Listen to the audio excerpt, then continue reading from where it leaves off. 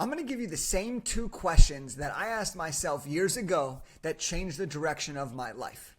You see, I was at a time where I was working for the Los Angeles Lakers and I was trying to figure out what could I do to make a difference. You see, I'd been inspired by Kobe Bryant. I was working for the team during his final NBA season and I said, I need to have an impact on the world. And I thought to myself, I may not be like Kobe Bryant who can impact millions and millions and millions of people at 22, 23 years old, but what if I can impact one person's world? And so I'm going to share with you the two questions that I asked myself one night, sleeping on a friend's couch, looking up into the darkness, that changed the direction of my life. Now, if you're watching this, it's because you're interested in writing a best-selling book. And these two questions are going to help you find the perfect idea for your book. You see, most people overcomplicate this. Most people overcomplicate the process of finding the right idea for the book. They think that they have to spend hours and hours and hours coming up with the most creative, the most complex, the most unique idea. They think they're going to write a book that's never been done before, and they're going to come up with a topic that's never been done before. And here's the truth. And I've talked with thousands of aspiring authors. I've written 4 best-selling books myself. I've coached personally hundreds of people, and my books have been read by thousands of people around the world. And here's what I've learned about people who want to write a book is this: most topics that you're going to talk about have been talked about, and that's okay. Think about how many financial books there are, leadership books there are, culture books there are, but yet every single time someone new comes out with a book. Let me give you an example here. There have been tons of financial books that have been out in the world. Yet, just recently, Lewis Howes, a very well-known person in the podcasting space, wrote a book about money. And oftentimes, what we're seeing in the book industry is that people are writing books based on seasons of their life, based on the lessons that they've learned and the things that they can help people and the things that they're being asked about.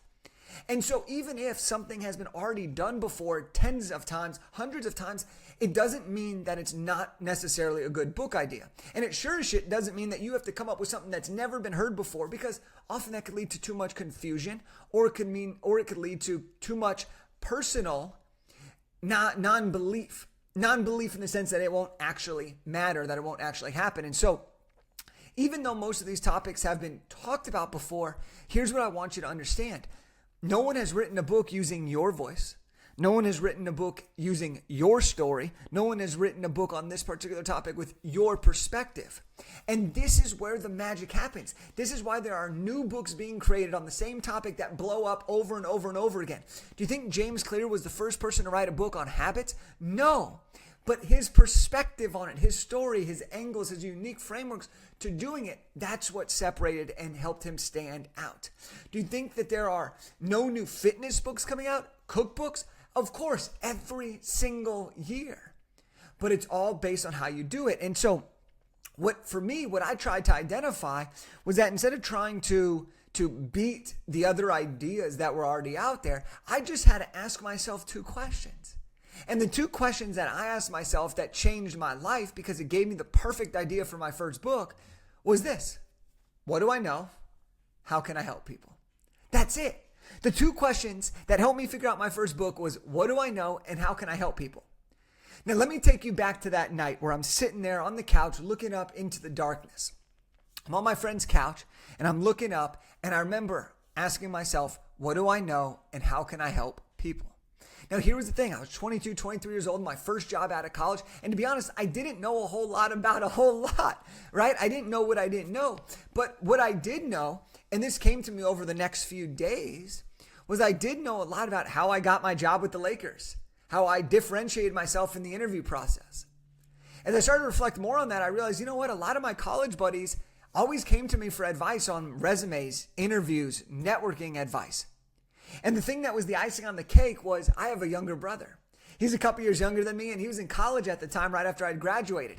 And I thought to myself, what if I could just give him all the knowledge that I have, him and all the other fraternity brothers and all of my other friends? What if I could just give him all the knowledge that I have, and he can use that to get a better job, to have more fun and focus on partying or to focus on schooling or whatever, because he would have the blueprint to getting a job as a millennial in this job market. And that's what it was all about. And so 6 months later, not only had I written my book, but my first book launched. Kobe Bryant retired, I retired, and I launched my first book called Elevate Beyond. And it was a millennial's take on the job market. Within months of that book coming out, not only did it hit bestseller status, but I started getting invited to speak at colleges all across the country. I had my book started being used as required reading in course syllabus. Cal State Northridge, UCLA, Syracuse University, Eastern Michigan. And I started to go all over the United States talking about these concepts. 2 questions. What do I know and how can I help people? By focusing just on that, it led me to creating this first book. And that led to changing my entire life. But the biggest